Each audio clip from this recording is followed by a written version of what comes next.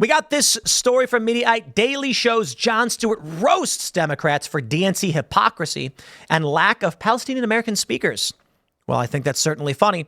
I think this is this clip right here. Donald Trumpo says, boom.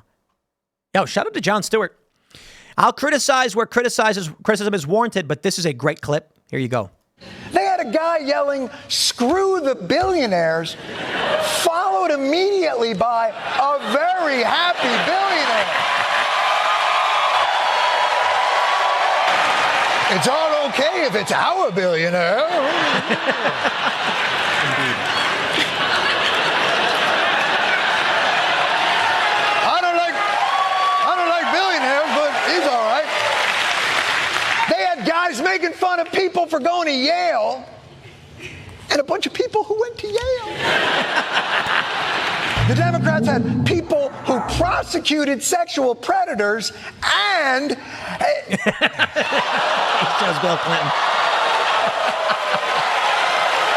Yo, bravo. That was a good one.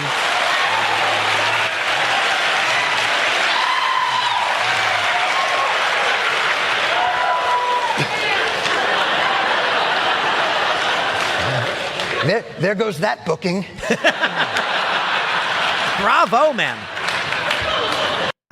Shout out to Jon Stewart. John, you do this. This is why we like you. And I got no problem with you criticizing Donald Trump or Republicans. In fact, I expect it. I encourage it. Please do more. But it's got to be real. You know, we've ragged on John before because when he does these criticisms of the Republicans, it's like based on fake news, fake middle of the road garbage. Listen, he just criticized Democrats. Straight up, he said they criticized billionaires and then had a billionaire up there. They did, literally. That's factually what happened. And you can be critical of that. He says, you've got a guy ragging on someone who went for going to Yale, and then people who went to Yale. Yes, hypocrisy. Then the Bill Clinton thing. That was good. But the problem is, you got to do your research. The news about Trump is largely fake. They got nothing to say about him. Why don't you make fun of the RNC for Hulk Hogan ripping his shirt off and say something like, it's hard to criticize, isn't it? The RNC is hard to criticize. I mean, like you can call it boring or silly or over the top, but not in the same way Democrats are hypocritical liars. So when we see this, we laugh. Donald Trump. Let me throw some criticism. The ones I often give: commando raid in Yemen, 59 Tomahawk missiles into Syria. The guy who claims to be the anti-war candidate nearly sparked an entirely new war. Oh, wait, we were already at war with Syria. That was Obama's fault. So there were no new wars under Trump, just the continuance of many others. But then the problem is Trump actually set a timeline for ending them and bringing our troops back, right? You're like, well, you know, by all means, you can not like what Trump does, but that's all you can really do. You can say, I don't like the border wall. You can say, I don't like his border security plans. I don't like his deportation plans. That's fine. But then you're talking about a real argument. There's something really humorous there. Trump does what he says he's going to do, or at least tries to. I mean, you can talk about, here's the funny thing. Even with Operation Warp Speed, when Democrats are when Republicans are ragging on him, Trump stands by it to this day. And a lot of people, a lot of libertarians are like, I will not support him because he stands by this. Okay, then vote Kamala, I guess, or don't vote whatever. I don't know. Donald Trump says, we got Warp Speed, we got the vaccine out. His crowd booed him. And he goes, well, you know, I'm proud of it. I never forced you to take it. That was Democrats. I respect that.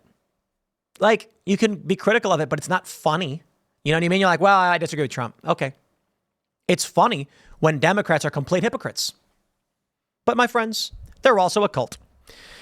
Here we go. Daily Beast says, Billy Baldwin said he'd known RFK Jr. for decades, was inspired by his speeches, and even had their kids carpool together. That's all changed now. What? Why? What?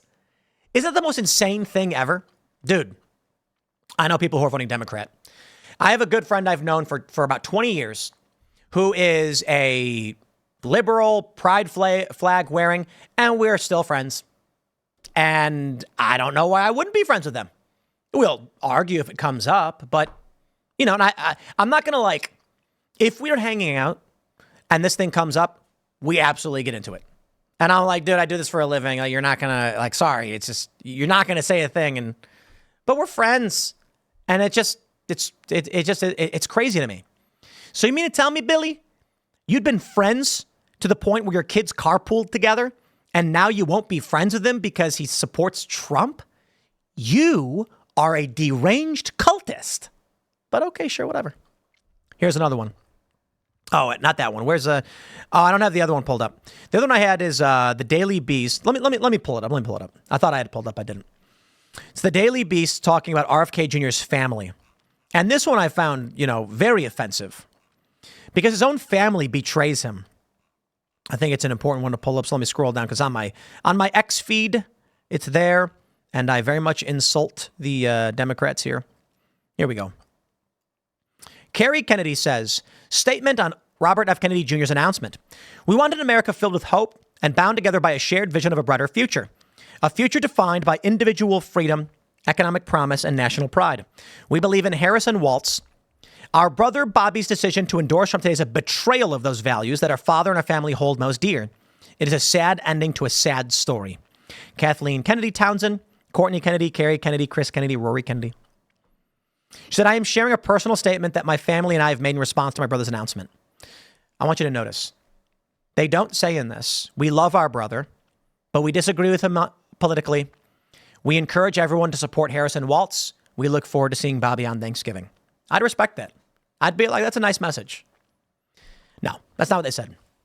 My response. RFK having an opinion is a betrayal of no one.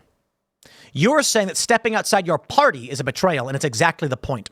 To you and your ilk, leaving the tribe is the crime, but lining up to attack family means nothing, proving our point about Democrats. It's a cult. That's what they are. Here you go. Soho after gay pride. Look at this wasteland. Absolute wasteland. And we see a bunch of it. When these liberal leftist events happen, they're left completely trashed and destroyed. And then Republicans, I remember the Women's March. It was just trash everywhere. Republicans clean everything up as they're going. Now, maybe it's because they recognize they don't want to look bad, but I'll take it. I'll take it. I don't know what else I have lined up here. Oh, a testosterone thing. Let me do it in correct order. Cernovich says if 50% of men aged 18 to 28 voted, Trump would win by such an impossibly large margin that it wouldn't be believed. Much easier to talk of Civil War other issues than say men refuse to vote, proving they are children with Lord of the Rings level fantasy lives. Indeed and agreed.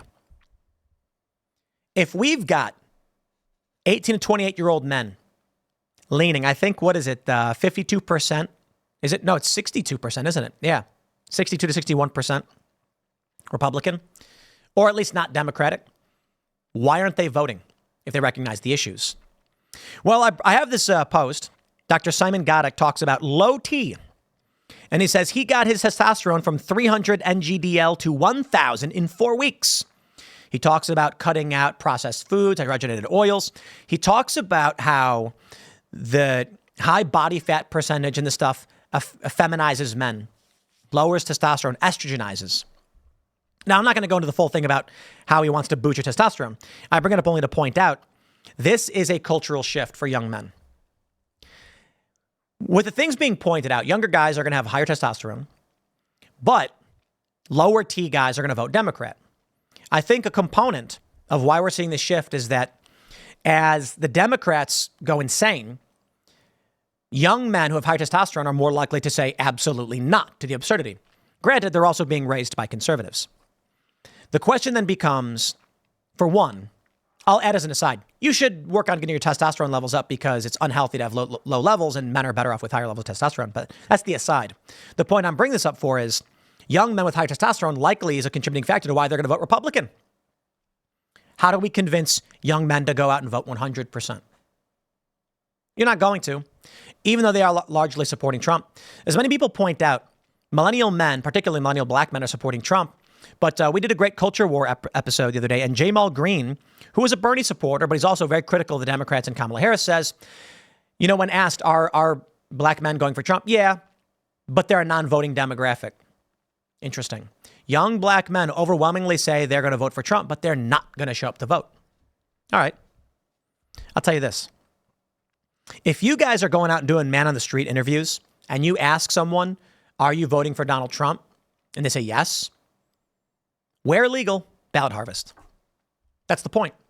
Because they're not going to fill out their ballot. They're not going to go to the polling station, but they've told you they want to vote for Trump. So then all you got to do is knock on that door and be like, who are you voting for? And they'll be like, Trump. Be like, prove it. Fill it out.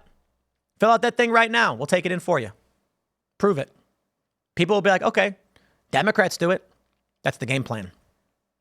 So I got to tell you, the DNC deserved to get roasted. And Jon Stewart did a brilliant job. I'm going to wrap things up there. Smash that like button. Subscribe to the channel. Share the show with your friends. You can follow me on X and Instagram at Timcast. Thank you all so much for hanging out for this morning show. I've been having a blast doing these morning live shows. And, we'll see how long we can keep it up. And we'd like to. So, again, share the show if you do like it. And we'll be back tonight at 8 p.m. at youtube.com/TimcastIRL. Thanks for hanging out, and we'll see you all then.